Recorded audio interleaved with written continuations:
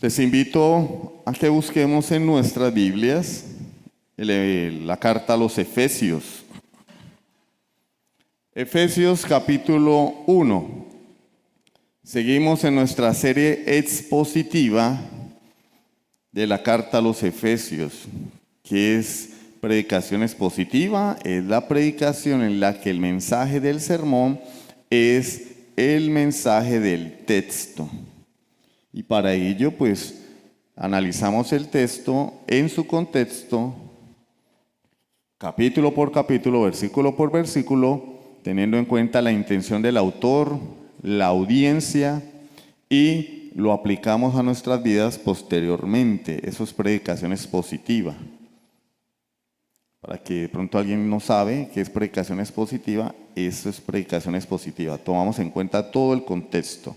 Y así pues nos guardamos de caer en errores, en suposiciones o de meter en el sermón el pensamiento del predicador, porque quien habla es el texto. Y nos centramos en lo que en este caso Pablo quería decir a la iglesia en Éfeso. Amén. Entonces les voy a pedir el favor de que leamos los versículos, para no extendernos tanto, del 3 al 10. Vamos a leer los versículos 3 al 10. ¿Listo? Efesios 1, del 3 al 10.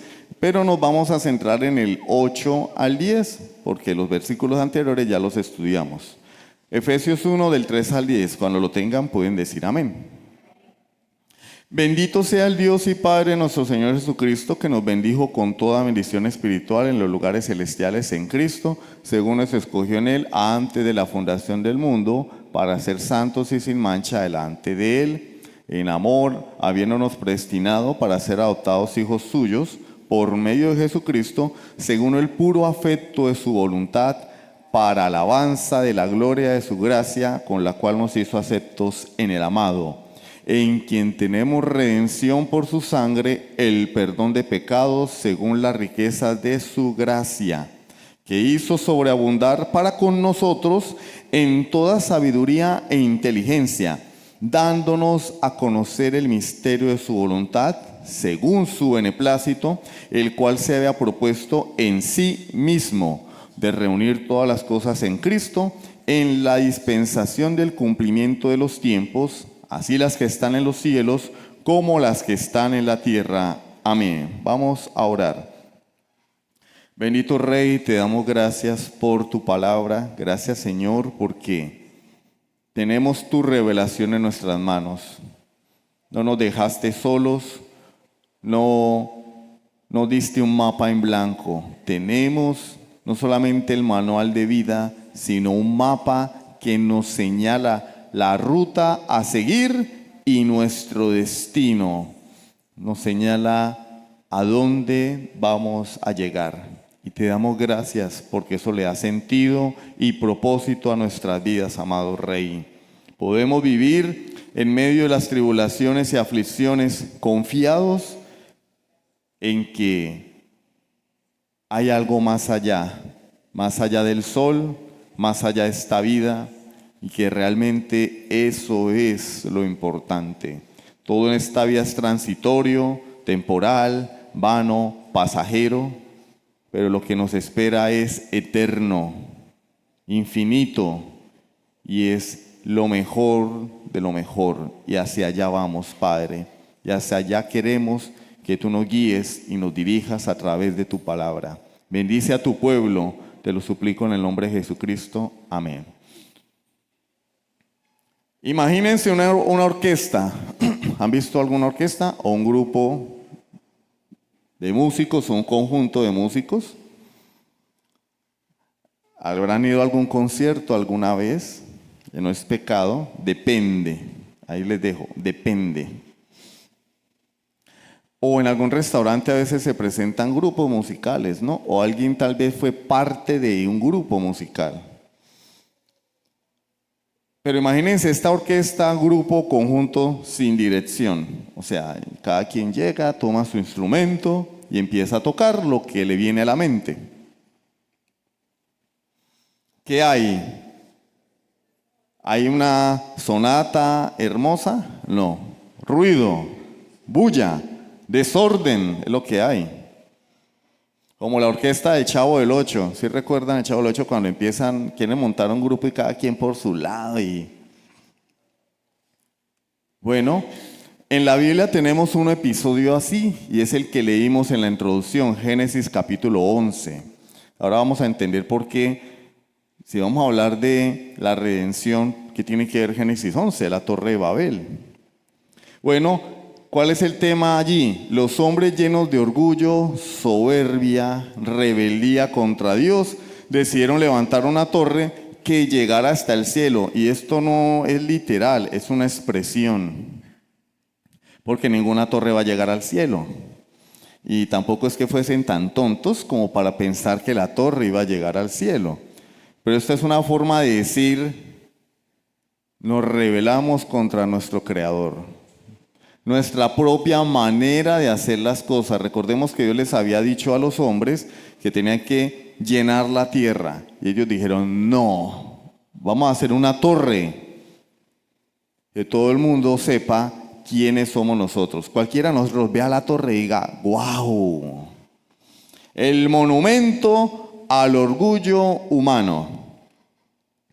Se rebelaron contra Dios. Se unieron bajo un mismo proyecto e hicieron a un lado al Creador. Se divorciaron de Dios. ¿Cuál fue el resultado? Babel significa confusión, división, dispersión, separación. Ese fue el resultado del proyecto.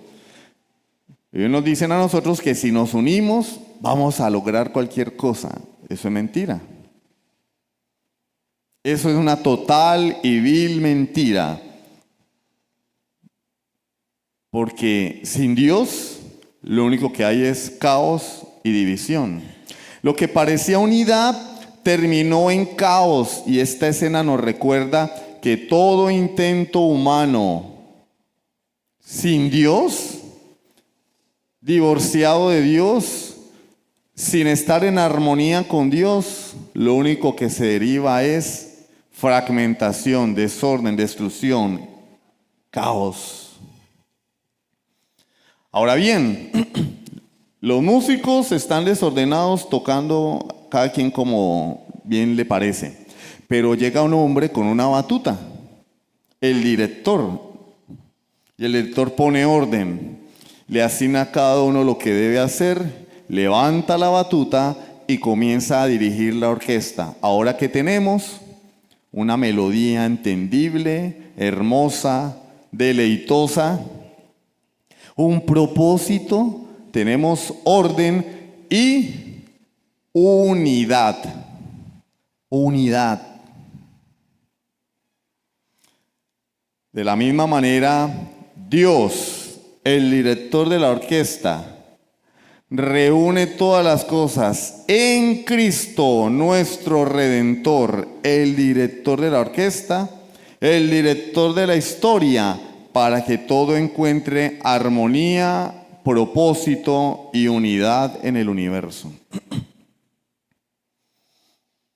De manera que Babilonia es un anuncio antitípico u opuesto de lo que Cristo vendría a hacer. Esa es la relación entre Babilonia y Cristo. No se parecen en nada, precisamente. Están relacionados íntimamente porque Babilonia y Cristo no se parecen en nada. Es todo lo opuesto. Nimrod, si ustedes leen los capítulos anteriores, que fue el que orquestó todo esto, es todo lo opuesto a Cristo. Quiso unir al mundo, pero separado de Dios. En Cristo nosotros tenemos unidad, porque el propósito de Dios es reunir todas las cosas en Cristo. Efesios 1:10. Pero Dios no ha hecho un plan y nos ha dejado fuera del plan. No fue que Babilonia surgió y miles de años después apareció Cristo. No. Ese plan de reunir todas las cosas en Cristo se fue revelando progresivamente, se fue desarrollando progresivamente. No de manera perfecta, como las fichas de un rompecabezas, poco a poco, poco a poco. Dios fue revelando el misterio. De manera que nosotros recibimos la gracia de Dios solamente para ser perdonados de nuestros pecados, sino que esa gracia también nos muestra, nos enseña, nos revela el propósito por el cual Dios nos llamó. Nos da la sabiduría para vivir ese propósito. Nos capacita para entender ese misterio. ¿Y cuál es el misterio? Redención y unidad en Cristo. El misterio de redención y unidad en Cristo. El título de la predicación de hoy es El misterio de la redención. Y vamos a ver 3 puntos. En primer lugar, gracia abundante que nos revela el misterio. En segundo lugar, el misterio de la redención. En tercer lugar, el misterio centrado en Cristo. Y al final, algunas conclusiones y aplicaciones prácticas. ¿Listo? Entonces, ¿cuál es el título? El misterio de la redención. Es un misterio, la redención. ¿O quién puede entender que para que tú y yo fuésemos salvos, Dios tenía que morir en una cruz?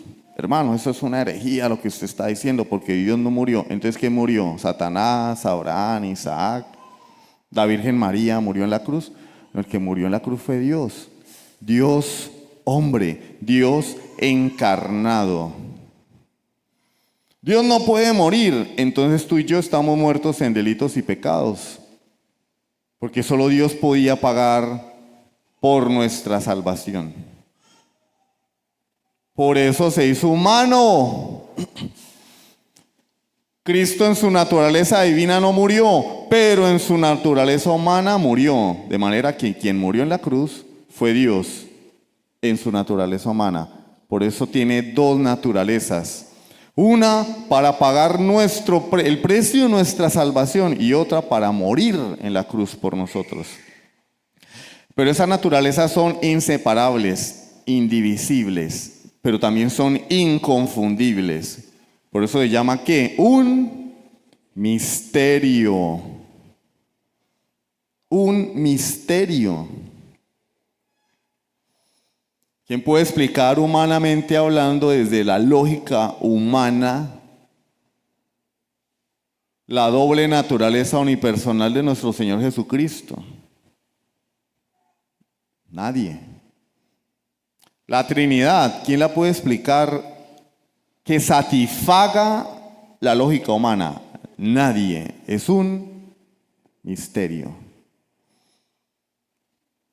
Entonces vamos al primer punto, por favor. Gracia abundante que nos revela el misterio. ¿Qué dice el texto? Versículo 8.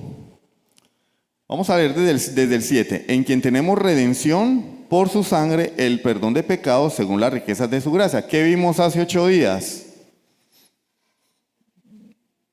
¿No estuvieron aquí hace 8 días? El precio de la redención.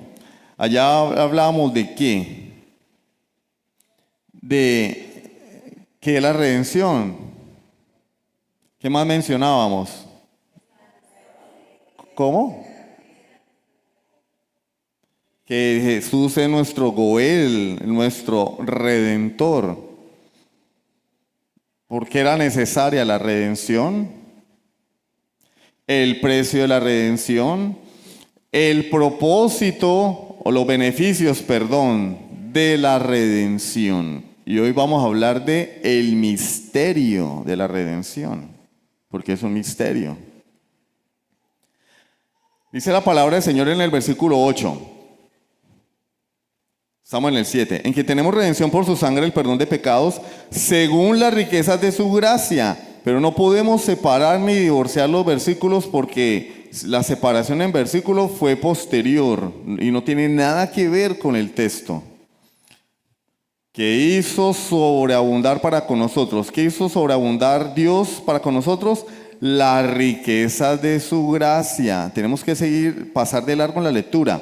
En quien tenemos redención por su sangre, el perdón de pecados, según las riquezas de su gracia, que hizo sobreabundar para con nosotros en toda sabiduría e inteligencia. Entonces, ¿qué hace la gracia de Dios? Esas riquezas de la gracia de Dios, esa gracia abundante en nosotros, nos da sabiduría e inteligencia. ¿Y eso para qué? Bueno, vamos a ver qué significa sabiduría, porque contrario a lo que nuestra cultura occidental enseña, la sabiduría no es práctica, sino es cognitiva, según el contexto griego y la palabra que Pablo utiliza allí. Nosotros pensamos que sabiduría, pero es una cuestión cultural, ¿sí? Pero puede generar confusión. Nosotros decimos, una cosa es conocimiento, ¿sí? Y otra cosa es sabiduría. Y el conocimiento es cognitivo, intelectual, y la sabiduría es aplicar ese conocimiento a la vida, práctica, ¿sí? En la cultura griega era al revés. En la cultura griega era al revés. Y entonces, como estamos tratando de hacer una exégesis del texto, pues vamos a interpretar el texto de acuerdo al significado de las palabras.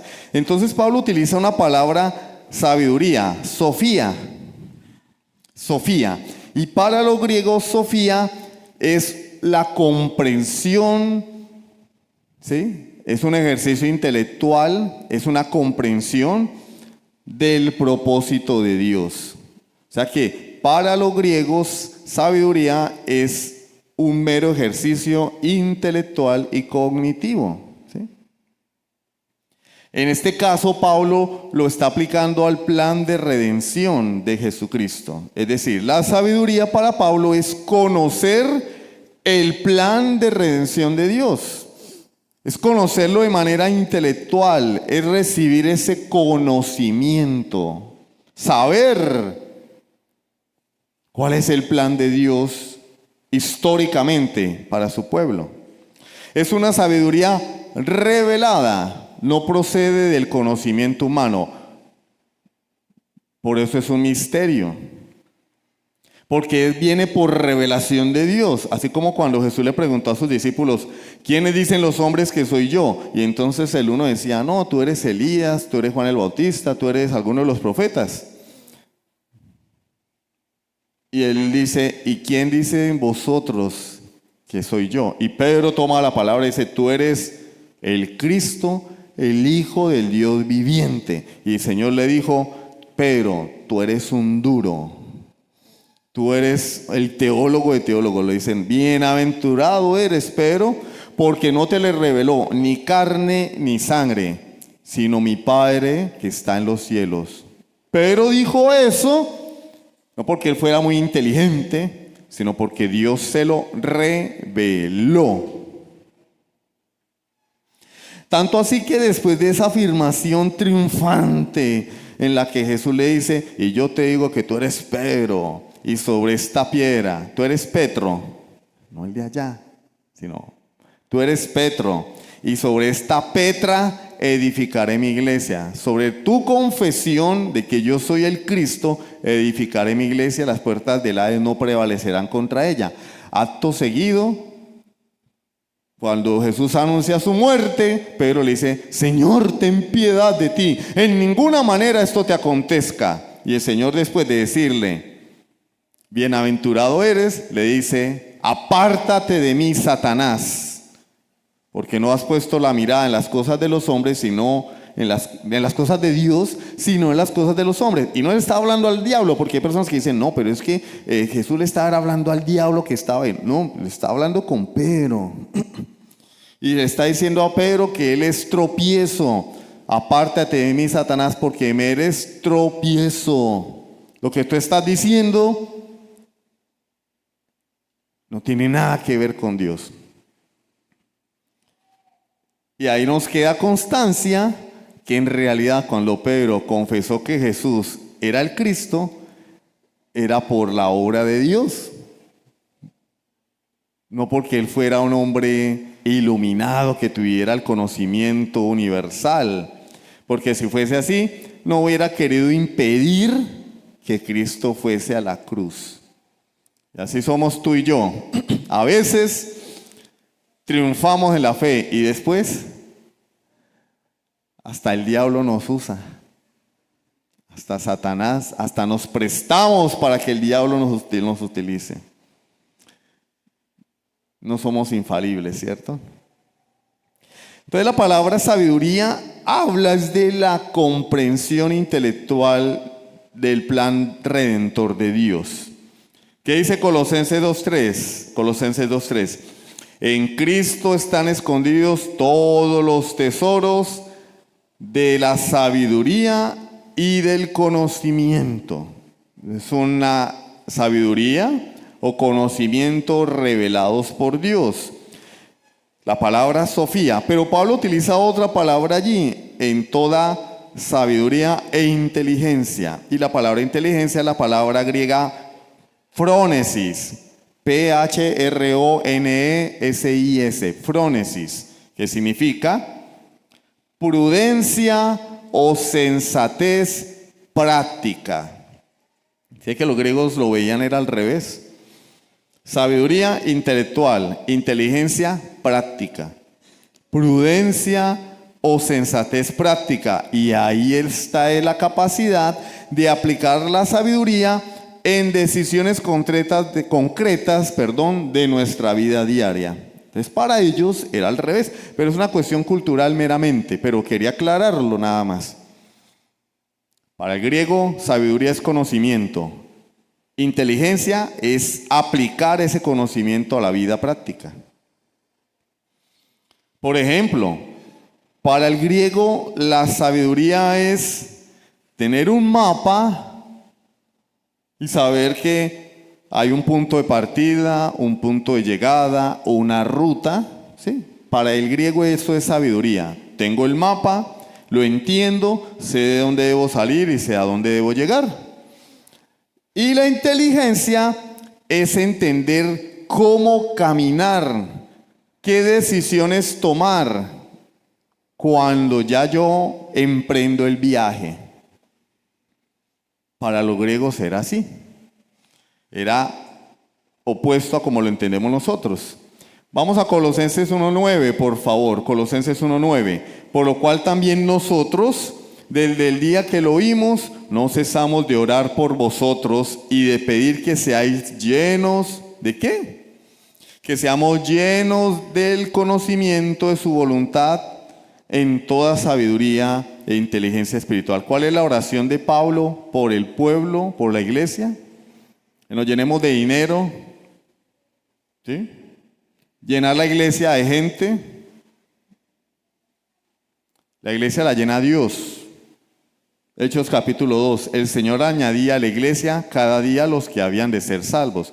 Pero hoy las iglesias modernas tienen programas cuyo único propósito es llenar el local de gente, porque lo que importa, ¿saben qué es?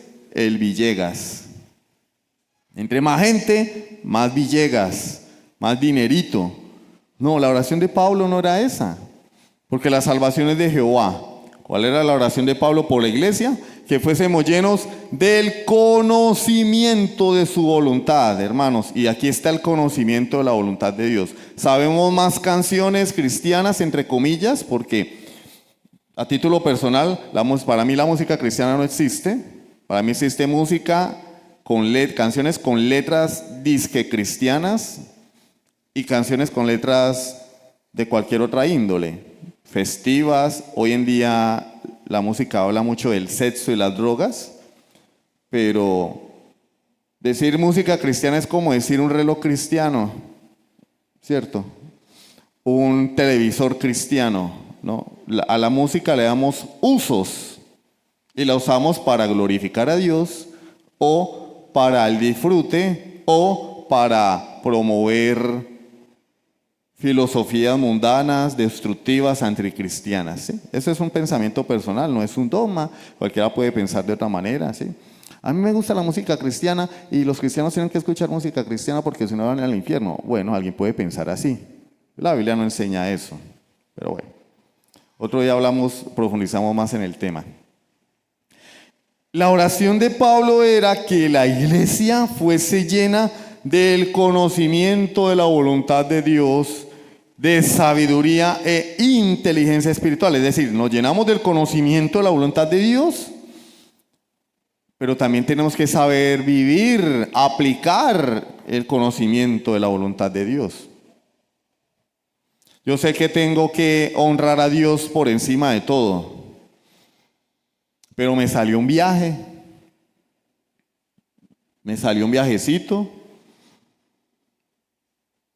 y me voy a ir 3 meses. ¿Sabes dónde te vas a congregar? No, yo no pensé en eso. Te llamas cristiano. Te vas a ir 3 meses de la iglesia y no te preocupa o te inquieta dónde te vas a congregar. Entonces, algo anda mal. ¿Sí o no? Algo anda mal. Porque cuando un cristiano se ausenta de la iglesia por un largo tiempo, un periodo extenso, lo primero que hace es averiguar al lugar donde va a ir si hay una iglesia de sana doctrina. Y ahí tenemos la gente, después de que están en la inmunda en otra parte con el agua al cuello, llaman: pastor, no encuentro una iglesia, me siento solo. Y dice: ¿por qué no lo pensó antes? O sea, porque vieron solamente el beneficio económico, porque pensaron en las cosas de este mundo. Pastor, me voy de vacaciones. ¿Ya averiguaste una iglesia cristiana cerca a tu localidad para congregarte? No. Bueno, te vamos a ayudar a ubicar una iglesia cristiana para que te congregues el tiempo que vas a estar fuera.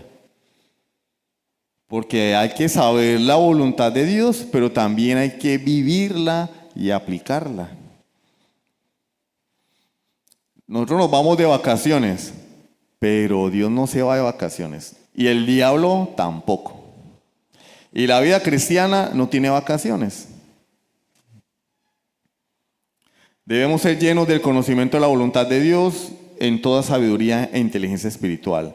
De manera que, según el versículo 7, Dios derrama su gracia en abundante para que nosotros tengamos sabiduría e inteligencia. Esa gracia nos abre los ojos para comprender lo que antes estaba oculto.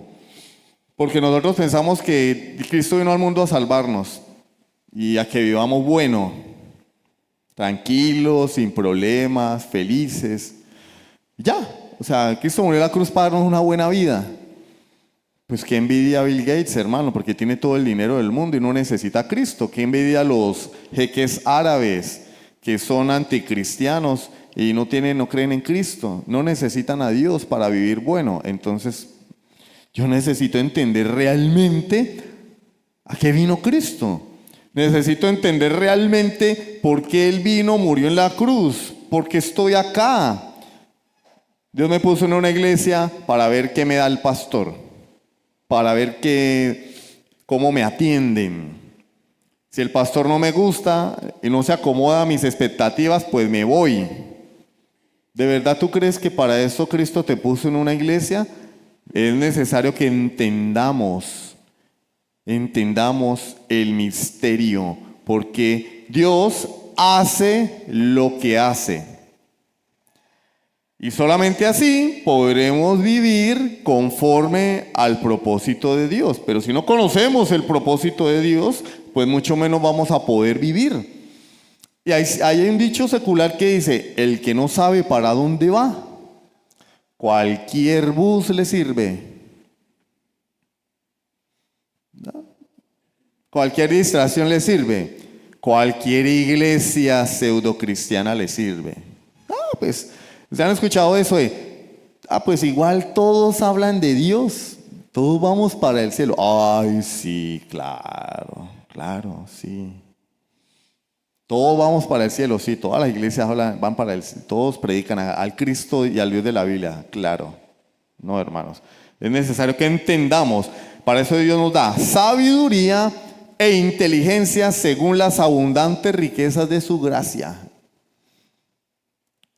Entonces podemos concluir aquí que Dios no solamente nos perdona en Cristo, sino que también nos ilumina para conocer su plan y vivir conforme a su propósito. Pregunta ahora, ¿cuál es el misterio?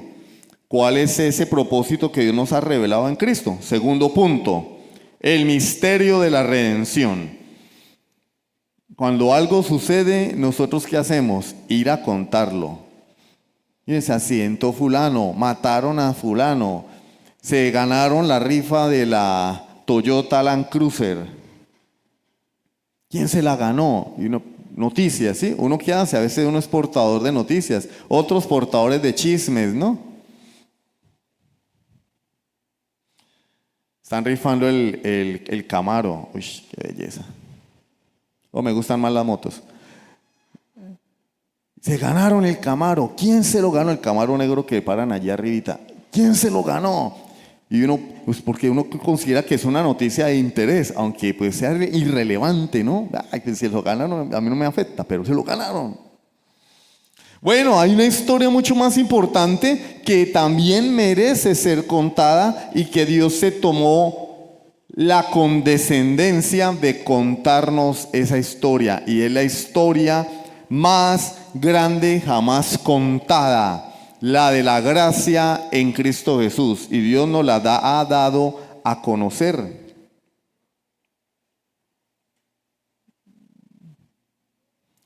Que se me cerró aquí por accidente. Se cerró de la emoción.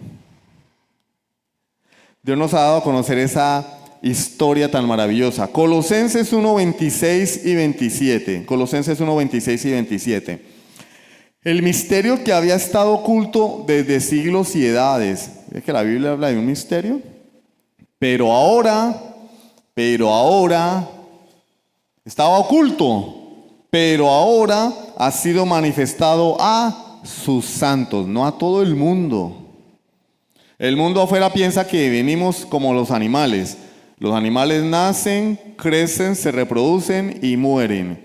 Y algunos cuando se casan ya están muertos, porque se equivocaron en la decisión que tomaron.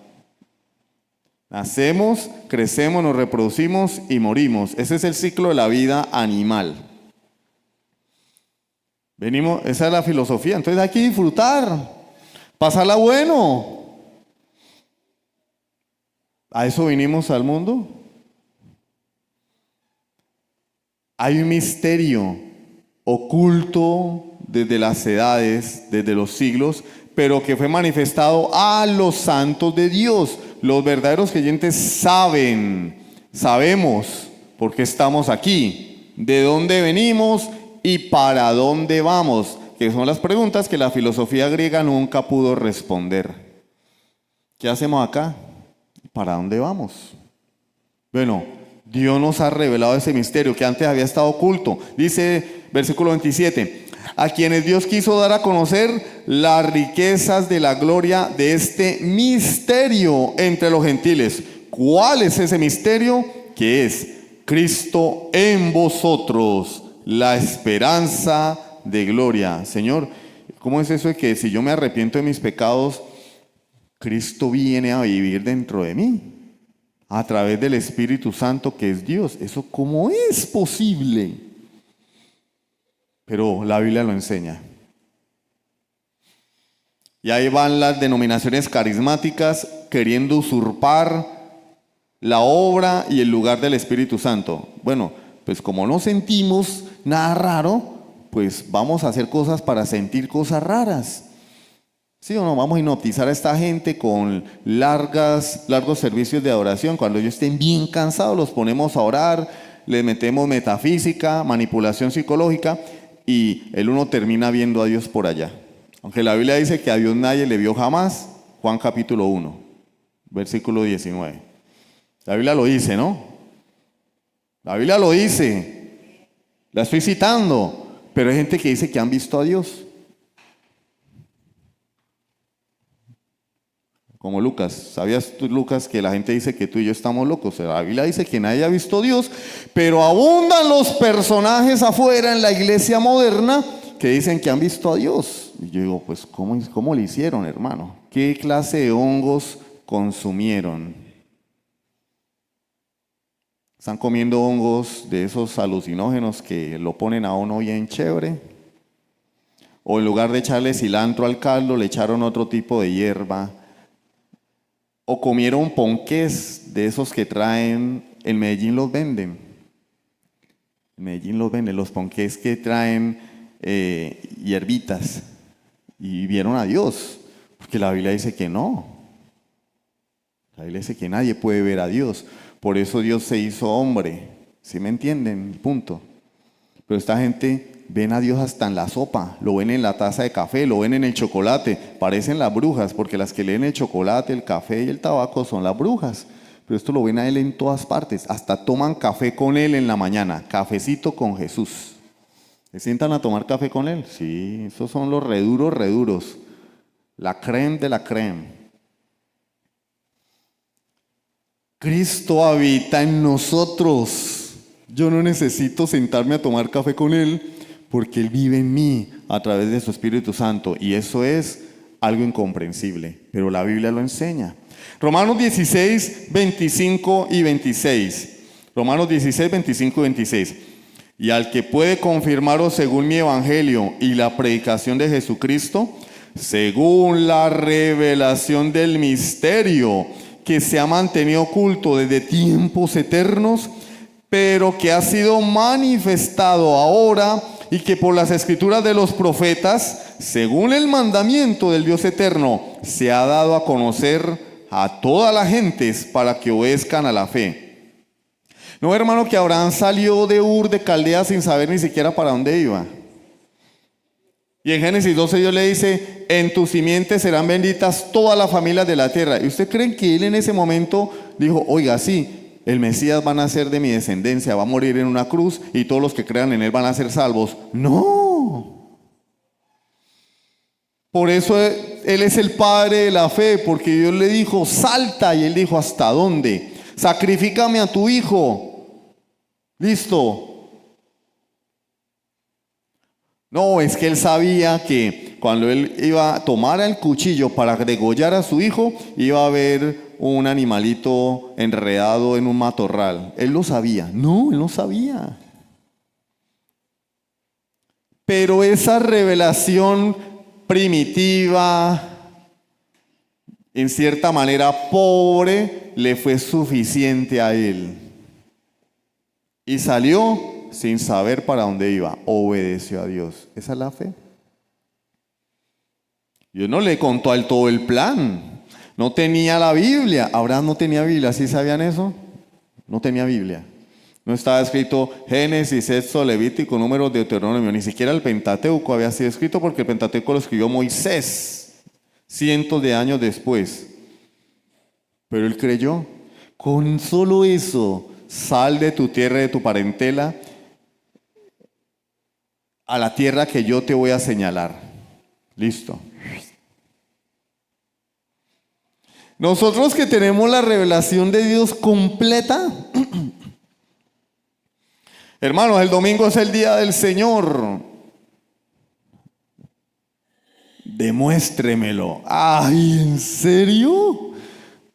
Uno tiene que demostrarle hoy a los creyentes que el domingo es el día del Señor y que el mandamiento de Dios es que nos consagremos a Él, no para ganar su favor, sino como una muestra de gratitud y un anhelo ferviente de adorarle y tener comunión con su pueblo y ser expuestos a su palabra. Y uno tiene que demostrarle a los cristianos hoy que no todos los días son iguales. Es que a mí en la otra iglesia me dijeron que todos los días eran iguales. Entonces había culto lunes, martes, miércoles, jueves, viernes, sábado, y el domingo habían como 4 cultos. Para, como nos decían, escoja el culto que más se acomode a su agenda. No, hermanos, Dios le dijo a Abraham, sal, y él salió. Con eso le bastó. Lo demás, Dios lo mantuvo oculto. Oculto.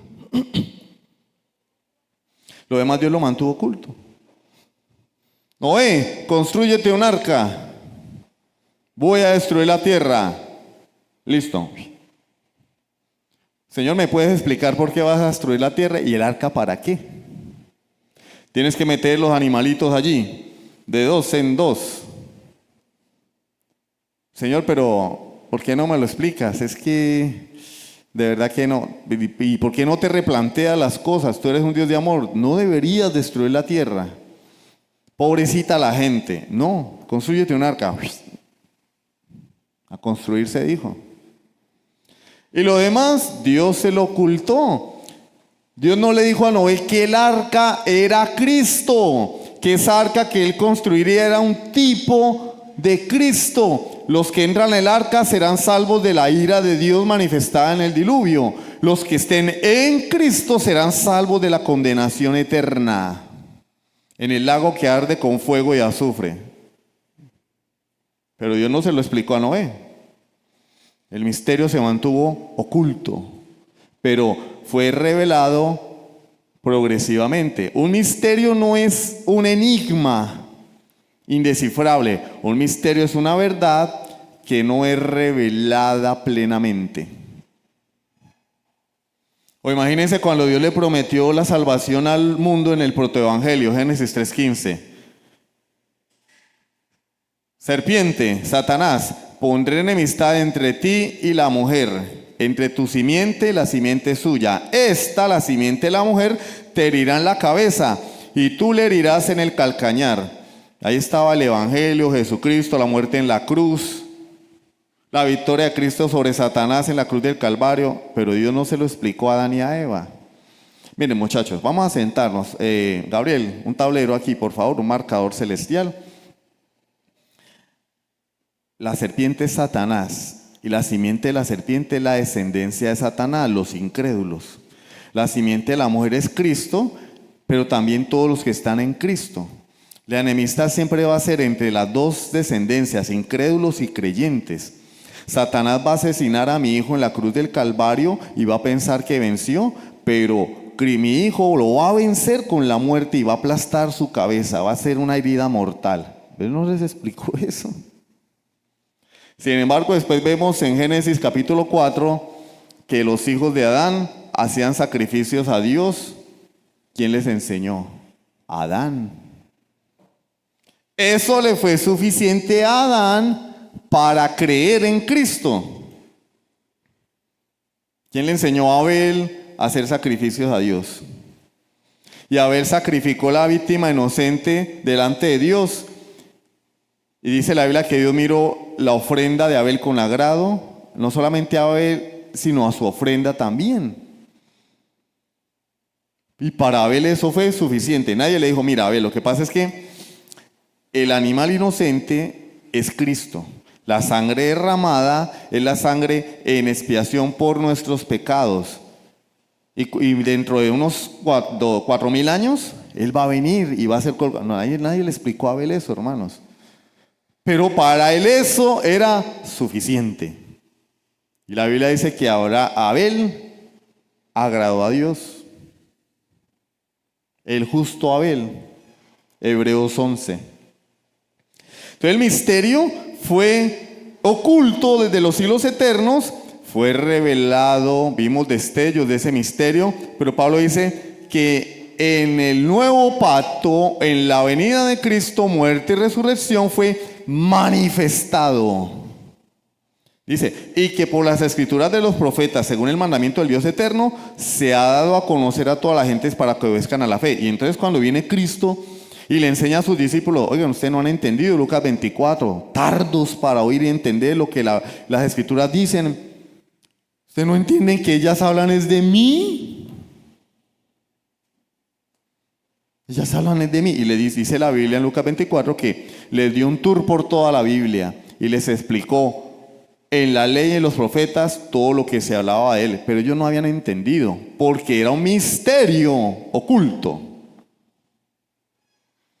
Primera a los Corintios 2:7. Mas hablamos sabiduría de Dios en misterio, la sabiduría oculta, la cual Dios predestinó antes de los siglos para nuestra gloria.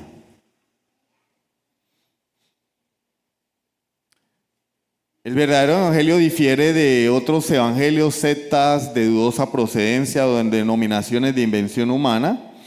Por ejemplo, el G12. No se meta con César Castellanos, a mí me gusta la música de Generación 12. Pues Generación 12 es un grupo de música que pertenece al G12, así que pilas, o lo que escuchan, ¿cierto? No le estoy diciendo que es del diablo escucharlo, pero hay que ponerle, ¿sí o no?, discernimiento al asunto. Encuentros, entonces vamos al encuentro, pero lo que sucede aquí es secreto, nadie puede hablar de eso.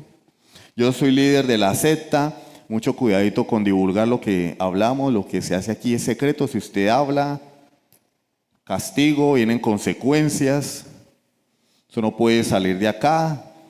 Si usted se sale de la secta, le vamos a arruinar la vida, lo vamos a encargar de que su vida sea miserable. Eso es lo que hacen las sectas. Mantienen cosas ocultas, secretos. A nosotros, a mi esposa y a mí nos decían que había que manipular a la gente en el culto a través de la oración, para darles a entender a los asistentes que Dios nos usaba a través del don de ciencia. Entonces le decían a uno, mire, usted se va y da una vuelta por ahí mientras la gente ora en voz alta, porque los ponen a orar en voz, ore en voz alta, porque si Dios no lo va a escuchar. Claro, Dios es sordo. Dios es sordo. Entonces, ore en voz alta. Y la gente oraba en voz alta. Y entonces yo dirigía y mi esposa u otra persona que me acompañaba tenía que pasear por el local, escuchar las peticiones. Señor, te pido por mi hijo que está en las drogas. Entonces, después venía esa persona y le comunicaba al director, al que estaba dirigiendo, mire, ore por Bart Simpson que está en las drogas. ¿Sí? Ore por Clark Kent que se está divorciando de Luisa. Y entonces el que dirigía, en este caso yo, empezaba uno a orar por esas cosas. Nosotros nunca lo quisimos hacer, pero ustedes es explicándole el asunto. Y el que estaba ahí decía, ¡wow! Ese hombre tiene la unción, ese hombre, Dios es un iluminado. El Espíritu Santo está acá, mire, Dios le está revelando a él mis necesidades. ¿Cuál necesidades, hombre? Fraude, embuste, estafa, manipulación. Y así tienen a la gente. Pero claro, eso no se lo dicen a las personas, porque hay que mantenerlo en secreto. Dios no es así, el Evangelio no es así. Dios ha querido revelarnos. Fue su voluntad que conociéramos el más sublime de los secretos, que fue publicado y es hoy publicado a los cuatro vientos, para que ese secreto llegue al corazón de su pueblo y para que los traiga Jesucristo, el plan de salvación de Dios. Y de esa manera, los que han de arrepentirse, crean en el Evangelio de nuestro Señor Jesucristo. Sean expuestos al plan de redención, al plan de salvación. De manera que el misterio del que habla Pablo no es algo esotérico, no hay que pegarse un viaje, no hay que desdoblarse. No. Está en la Escritura. Es un plan que Dios desarrolló, que Dios llevó a cabo, planeó, valga la redundancia, en la eternidad. Lo desarrolló en la historia y hoy nos lo revela a través de Jesucristo. Sigue Pablo diciendo, versículo 8, el 9, perdón, dándonos a conocer el misterio de su voluntad según su beneplácito, el cual se había propuesto en sí mismo. Hermanos, el Padre no solamente se complace salvando pecadores, se complace revelándonos su plan. O sea, Él no solamente nos salva, arrepiéntete y serás salvo. No, arrepiéntete, serás salvo y te voy a explicar, te voy a enseñar, te voy a dar el conocimiento de mi voluntad. Vas a comprender por qué estoy haciendo todo esto por ti. Y Él se complace. Eso es lo que significa la palabra beneplácito. De manera que Dios siente una especial satisfacción al ocuparse de todo lo que se necesita para ser planeado a fin de lograr la salvación de los hombres que viven en la miseria y en la ruina. Y también se complace al revelarles este maravilloso plan. De manera que lo que estaba oculto ahora se revela en Cristo, en el nuevo pacto. No hay misterio sin revelación. Si Dios no nos revela el misterio, no vamos a conocer el misterio. La gente afuera por eso vive como vive, porque no entienden, no les ha sido revelado. ¿De qué se trata ese misterio? Tercero, como dice la carta a los Gálatas, en el cumplimiento del tiempo vino Cristo, nacido de mujer y nacido bajo la ley. Vamos al versículo 10. Versículo 9. Dándonos a conocer el misterio de su voluntad según su beneplácito, el cual se había propuesto en sí mismo. Tú y yo no tuvimos nada que ver allí. De reunir todas las cosas en Cristo, en la dispensación o en la administración. Aquí no está hablando de dispensacionalismo. Dispensación o economía, administración del cumplimiento de los tiempos, así las que están en los cielos como las que están en la tierra. Todo encuentra su propósito en Cristo. Cristo es la culminación de todas las cosas. Cristo es el clímax de la historia. Y nosotros pensando en el anticristo, en la tercera guerra mundial. Y ya viene la tercera guerra mundial. No, el clímax de la historia ocurrió hace 2000 años con la venida de Cristo. Ese es el eje central de la historia, hermanos. Tú no eres el eje central de la historia, ni tú ni yo. Nosotros, cada uno en particular, piensa que es el protagonista de la película, ¿sí? Todo tiene que girar en torno a mí. Ay, me miraron mal, no me hablaron, no me saludaron. Ay, hermano, la vida no trata de ti, la vida trata de Cristo. Y tú eres un siervo de Cristo.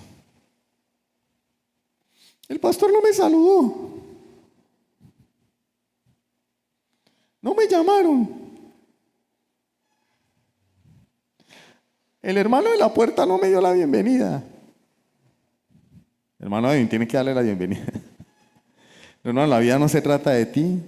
La vida se trata de Él, porque Él es el eje central. No me gustó la predicación. La predicación no se trata de ti, se trata de anunciar a Cristo. No me gustó la alabanza.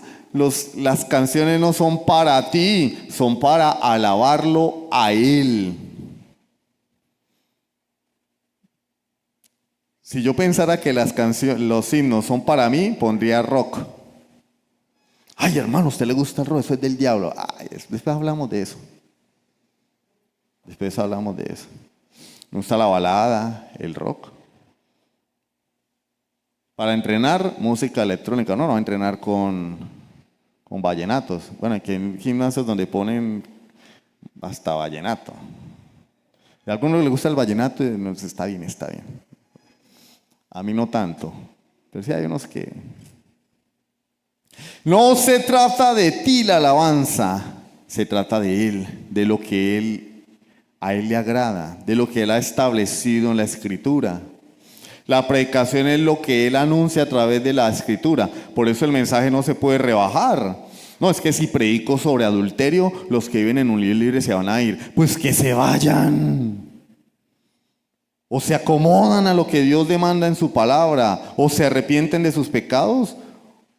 Imagínense que Cristo hubiera dicho: oiga, no, yo no puedo meterme con los fariseos, no, que me tienen poder, me meten preso o hasta me matan. No, hombre, nadie más valiente que Jesús Juan el Bautista, no, yo cómo voy a decir que Herodes y Herodías están en pecado sexual.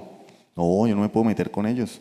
Voy a hablarles más suavecito. Vamos a rebajarle. Hay personas que dicen, ay pastor, bájele. Pues, ¿que le baje a qué? ¿A las empanadas o qué? Bájele, pastor. Suavecito, más suavecito. No, hermano, es la palabra de Dios. Herodes, no te es lícito tener la mujer de tu hermano. Eso es pecado. Pagó el precio, pero está en el cielo, hermano. Por fiel. No, me invitaron el 24 a la fiesta, a la familia. Todos son incrédulos. No, vamos a ir allá a gozar. ¿Y les vas a compartir? No, es que se ponen bravos. Después no me vuelven a invitar. Y yo la Navidad solito. Uy, no. Me hace mucha falta cantar los villancicos con la familia. Ay, que no. Yo, mejor un día esto va usted y les predica. Pastor, vaya para que le predique a mi familia. Bueno, ¿y por qué no aprovechas Navidad que vas a celebrar y les comparte, les explicas que todo eso tiene un sentido? El pesebre tiene un sentido. El pesebre no es un mero adorno ahí. Ahí el pastor está diciendo que poner pesebre está bien. Hagan lo que quieran, hermano. Póngalo, quítenlo. Pónganle soldados, carrotanques, aviones.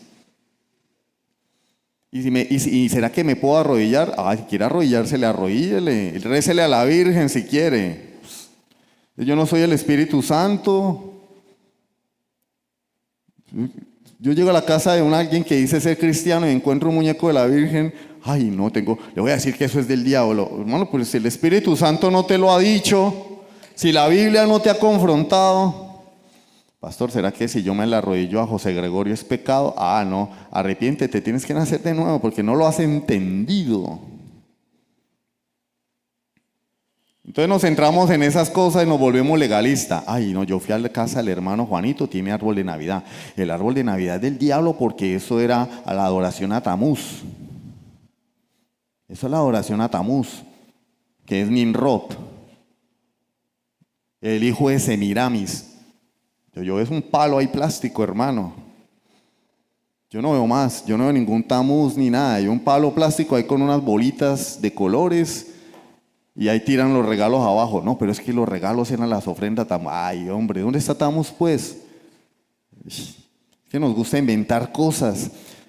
Entonces yo no pongo árbol, no estoy adorando a Tamuz, pero tengo una lengua larga, hermano, viperina y venenosa. Escupo en el piso y se quiebra. Pero tapo mi pecado con no poniendo el arbolito. ¿Bien? Fui a la casa del hermano Juanito y tenía una media roja en la puerta. Eso es un espíritu acá espíritu ni que nada, hermano. Haga lo mismo y no sufra. ¿Sí? ¿No le gusta? No la ponga. Si le gusta, póngala. Pero antes de cuestionar que su hermano puso una media roja en la puerta, pues ¿por qué no analiza su lengua, la pornografía que ve cuando nadie lo ve, lo que tiene en el teléfono y por eso no le gusta que nadie le revise el teléfono y le tiene 100 claves? Tiene 100 claves en el computador. Bueno, pues sería bueno que revisáramos eso, ¿no? Antes de censurar una media roja en la puerta de la casa. O un plato de Papá Noel. A mí me sirvieron una vez unas galletas en un plato que tenía Santa Claus. Y yo me escandalicé porque yo estaba metido en ese rollo de la Navidad es del diablo y los orígenes de la Navidad. Miren que ahora en Europa el Islam está protestando contra la Navidad. Los migrantes musulmanes en los diferentes países donde están haciendo revueltas, protestando porque ellos no quieren que se celebre la Navidad.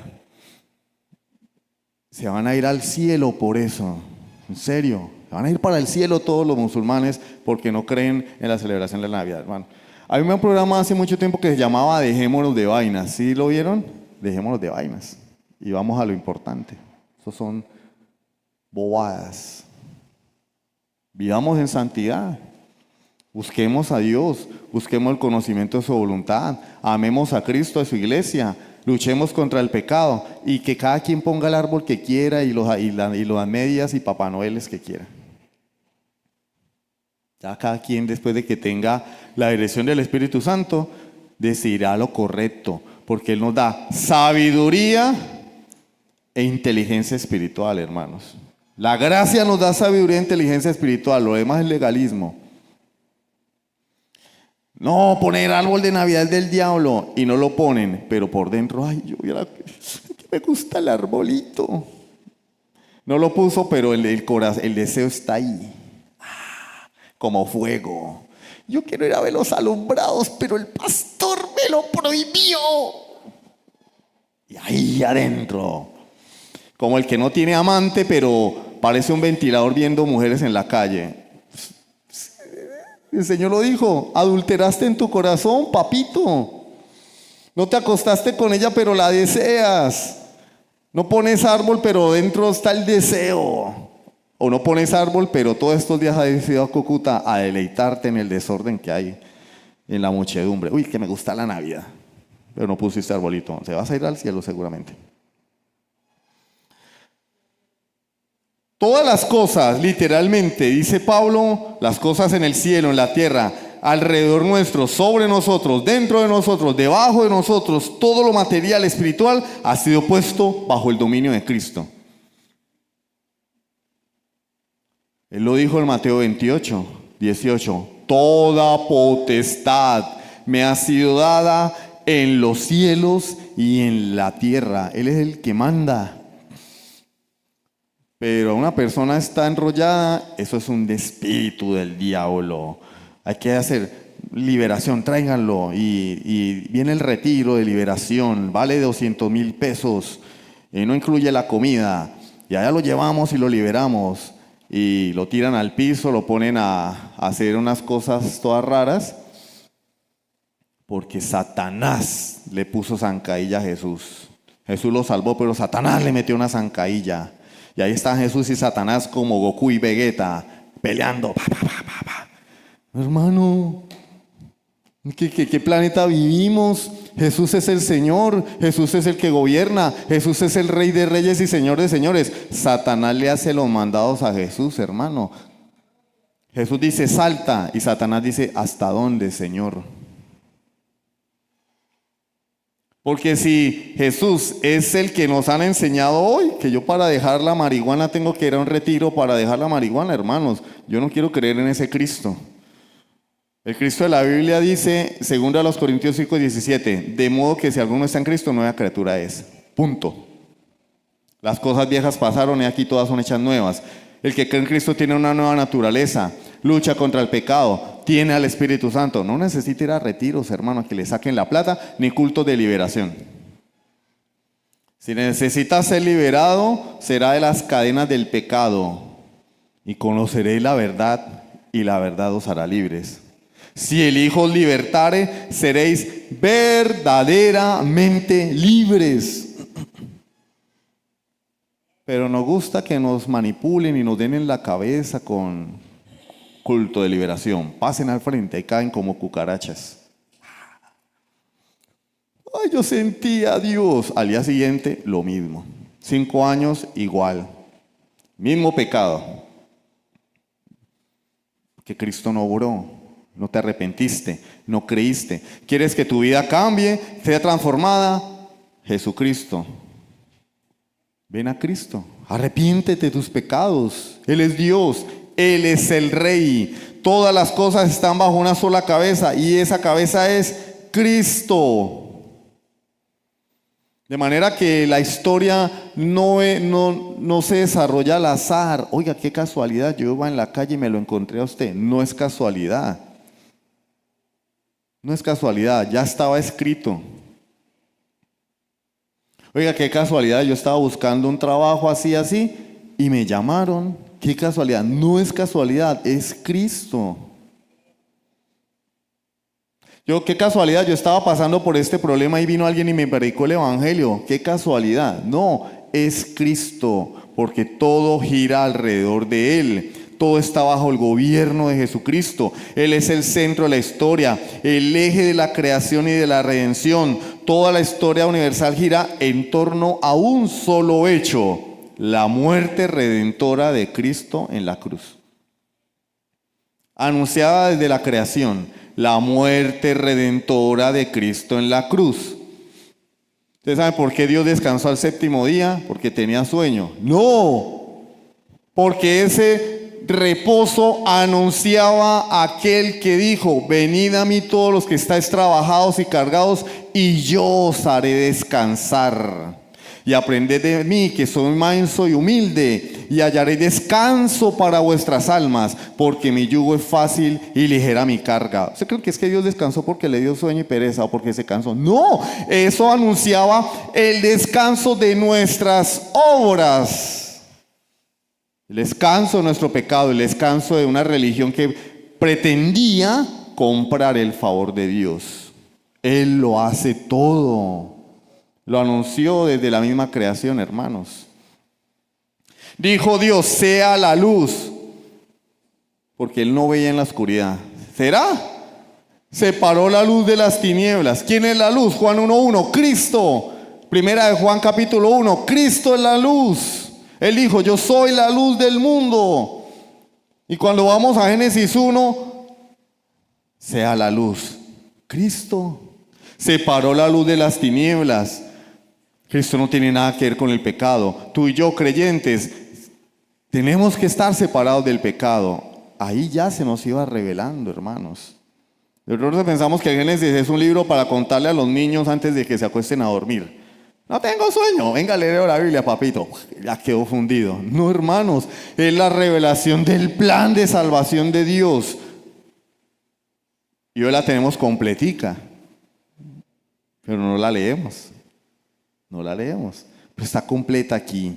Él es el centro de toda la historia. Él es el Rey, está a la diestra del Padre, Filipenses 2:9. Es nuestro sumo sacerdote, Hebreos 7:25. Está preparando para nosotros una morada en el cielo, Juan 14:2. Imparte dones a los hombres, Efesios 4:8. Mora en medio de su pueblo, está aquí en medio nuestro, Apocalipsis 1:13. Lucha contra Satanás, Apocalipsis 17:14. Produce frutos de santidad en su pueblo, Efesios capítulo 3. Y gobierna el universo a favor de su iglesia, Efesios 1:22. Y sometió todas las cosas bajo sus pies y lo dio por cabeza sobre todas las cosas a la iglesia. Perdónenme que me tengo que extender en este versículo, hermanos, pero nos metieron un golazo tan grande. Satanás está bajo mis pies. ¿Sí lo escucharon? Y yo vi al pastor bailando y todo, machacando el piso. Al campo del diablo yo fui, tomé lo que me robó, bajo mis pies, Satanás está bajo mis pies. Efesios 1:22. ¡No! No dice eso. Efesios 1:22 dice que todas las cosas están bajo los pies de Jesús y Él es la cabeza de la iglesia. En ninguna parte de la Biblia dice que Satanás está bajo mis pies. Pero los falsos maestros predican y la iglesia come entero. No dice que Satanás está bajo mis pies en ninguna parte. Dice que todo está bajo los pies de Jesús y Él es la cabeza de la iglesia. Y hay que aclararlo, porque luego hay creyentes: reprendo a Satanás. Tú no tienes autoridad para reprender a Satanás. Déjate de brujerías. Porque cuando el arcángel Miguel contendía con Satanás por el cuerpo de Moisés, no se atrevió a proferir juicio de maldición sobre Satanás, sino que le dijo: el Señor te reprenda. ¿Y qué hacemos con el diablo? Someteos pues a Dios, resistid al diablo y huirá de vosotros. Eso es lo que enseña la Biblia. Te estás atacando a Satanás, tú no tienes autoridad para reprenderlo. Es lo que enseña la Biblia. ¿Qué debo hacer? Someterme a Dios. Resistir aguantar el ataque de Satanás y él huirá. Pero la autoridad es de Cristo. Mi deber, someterme a su autoridad, porque Él es la cabeza de la iglesia. Él es el rey. Y Él hará su voluntad en nuestras vidas a través de aflicciones, enfermedades, tribulaciones, bendiciones, o incluso a través del mismo Satanás, como le pasó a Job. ¿Recuerdan la historia de Job, cierto? ¿Quién envió a Satanás? Dios. Y nosotros peleando con el diablo en el baño. Te reprendo, Satanás.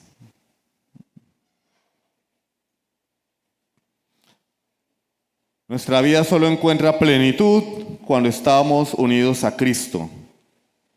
Aplicaciones. 3 aplicaciones brevemente. 1. Debemos vivir en la gracia abundante. Dice la palabra que las abundantes riquezas de su gracia. Él hizo sobreabundar para con nosotros toda sabiduría e inteligencia. Su gracia nos capacita con sabiduría y discernimiento. ¿Qué debemos hacer? Buscar, tomar decisiones guiadas por la gracia y no por la lógica humana o por el orgullo. Es que conmigo nadie se mete. Bueno, pero eso es orgullo, esa es la lógica humana. Si me pegan, yo pego. El que pega primero, pega 2 veces. Y la Biblia dice, no, si te dan en la mejilla, pon la otra. Decisiones guiadas por la gracia.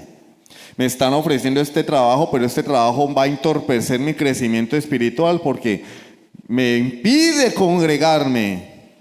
Bueno, Dios te ha dado sabiduría e inteligencia espiritual. ¿Cuál debería ser la prioridad? Pero voy a ganar menos dinero si me congrego. Y en ese empleo voy a ganar más. Hay que trabajar toda la semana. No me va a quedar tiempo ni de orar siquiera en la casa porque yo voy a llegar bien cansado. Pero se me va a engordar la billetera. Bueno, Dios te ha dado sabiduría e inteligencia espiritual. Debes tomar decisiones guiadas por la gracia con fines espirituales. 2. Vive a la luz de la realidad del misterio. La vida cristiana no se trata de programas o activismo. Pastor, ¿y aquí por qué solo hay 2 cultos? Bueno, haz culto en tu casa entonces. ¿Sí o no? Haces devocional, el domingo reúnes a tu familia y les enseñas la palabra de Dios. Pues que es que la vida cristiana no es activismo religioso, hermano. Los lunes, culto de mujeres divorciadas. El martes, culto de vamos a exprimir a los líderes de los grupos. El miércoles, culto de oración y milagros. Milagros que nunca ocurren, ¿no? Pero dicen oración y milagros. Nunca ocurren los milagros, ¿cierto? Bueno, hacen caer polvo de oro del cielo, ¿cierto? Y a la gente le sale aceite de las manos. Y uno, ¿para qué quiere aceite en las manos? O sea, en la casa, si nos cae aceite en la mano, nos lavamos las manos. Pero llegamos a la iglesia y queremos que nos salga aceite de las manos. O sea, es una locura, ¿no? Pero bueno, cada quien con su cuento. Jueves, culto de liberación. Viernes, culto de enseñanza y doctrina. Sábado, culto de jóvenes. Domingo, 5 cultos para que ustedes cojan el que más les apetezca. Y la gente ahí. Pero salen del culto a seguir la vida igual, porque Cristo no está por ningún lado. A seguir tratando a la esposa mal, a seguir defraudando a la gente, a seguir diciendo mentiras, a seguir mirando mujeres en la calle que no son mi esposa, a tener cositas guardaditas en el teléfono que nadie las puede ver. Y ni oración ni lectura de la Biblia en casa, ni por error. Así le caiga a uno la Biblia en la cabeza, no la abrimos. La vida cristiana no es activismo religioso, hermanos. La vida cristiana se trata de revelar a Cristo en todo lo que hacemos. ¿Te vas de paseo? Sí. Revela a Cristo allá en el río Zulia, si te vas de paseo. ¿Y cómo? Bueno, el Señor te lo dirá. No muestres más de lo que debes. Revela a Cristo. ¿Vas a hacer un negocio? Revela a Cristo. No tomes ventaja de la otra persona. Tú sabes que esa moto vale 5 millones de pesos, que es el precio legal, que está en buen estado, pero él está necesitado del dinero. Le voy a ofrecer 3. Y sé que lo necesita para una enfermedad de su mamá o porque necesita irse del país. Le voy a ofrecer 3. Sé que vale 5, pero yo tengo que ganar. La venden 3 y enseguida de eso sacamos pecho, ¿no? Uy, usted viera, Armando, le quité la moto en 3 millones. Es que yo sí soy buen negociante. ¡No! Te aprovechaste de la necesidad de tu hermano. Eres un aprovechado. No, yo soy buen negociante. En el mundo sí. Para Dios eres un aprovechado. Aprovechado. Hermanos, empleados, no tengo esta semana. Esperen que llegue de viaje para que les pague el sueldo. ¿Es que acaso no existen las transferencias? No, pero es que hay que hacerlo esperar. Ustedes saben, yo esa plata la puedo necesitar. Bueno, la Biblia dice que para Dios es abominación el amo que no paga el jornal a sus empleados. Eso es la vida cristiana, hermanos. Y también es caminar con la frente en alto rumbo a la eternidad. Aflicciones hay, problemas hay, enfermedades hay, dificultades hay. Pero hermanos, tenemos que caminar con la frente en alto. Porque somos hijos de Dios, redimidos por Cristo y vamos al reino de los cielos por toda la eternidad. Y eso no es cualquier cosa. ¿Estás afligido? Ten fe, levanta tu cabeza, camina con la frente en alto, hermano. Ten ánimo, porque fuiste comprado con la sangre de Cristo. Y Él cumplirá todo conforme a su plan eterno. Tercero y último, la meta es reunir todas las cosas bajo Cristo. Derriba las barreras dentro de tu iglesia. Si Cristo revierte Babel dividió, dispersó, y Cristo revierte Babel, es decir, Cristo une. El propósito es que todas las cosas estén unidas en Cristo, en los cielos y en la tierra. Porque en la iglesia hay divisiones, hermanos. Porque en la iglesia hay competencia. No, mire, este es el pastor de parejas, este es el pastor de esto, y vamos a ponerlo a competir a ver quién recoge más plata. Y los de camisa roja no se hablan con los de camisa azul porque son competencia. Pero si somos de Cristo, ¿no deberíamos estar unidos? ¿Somos un mismo pueblo? ¿No deberíamos estar unidos? ¿O somos como Nimrod? Promovemos la división. El propósito de Dios es unir todas las cosas en Cristo. De manera que tanto nosotros como los incrédulos cuando vengan, encontremos que la iglesia es un lugar donde pueden encontrar paz y propósito para sus vidas. No que la gente entre por ahí y salga corriendo. No, yo entro por ahí, hermano, uy, no, eso es un desorden, eso allá lo miran a uno feo, eso no. Hay personas que yo conozco que han ido a iglesias 5 años y no han hecho amistades, porque la gente no les habla, porque la gente no se acerca a ellos, porque les importa un pepino quién es, termina el culto y todo el mundo se va. No, hermano, tenemos que promover la iglesia. Renuncia a tu orgullo y deja la segregación. Es que ese hermano es como creído. Es tu hermano. Si ha nacido no es tu hermano, acércate. Ora por él. Es que ese hermano huele a feo. Pues ora por él para que se bañe. Sí, pero es tu hermano. No es perfecto. Tal vez no se echa buen jabón. O no tiene para el jabón. Ora por él, acércate, dile a Dios que te dé amor para con esa persona. Señor, enséñame a amarlo como tú me amaste a mí.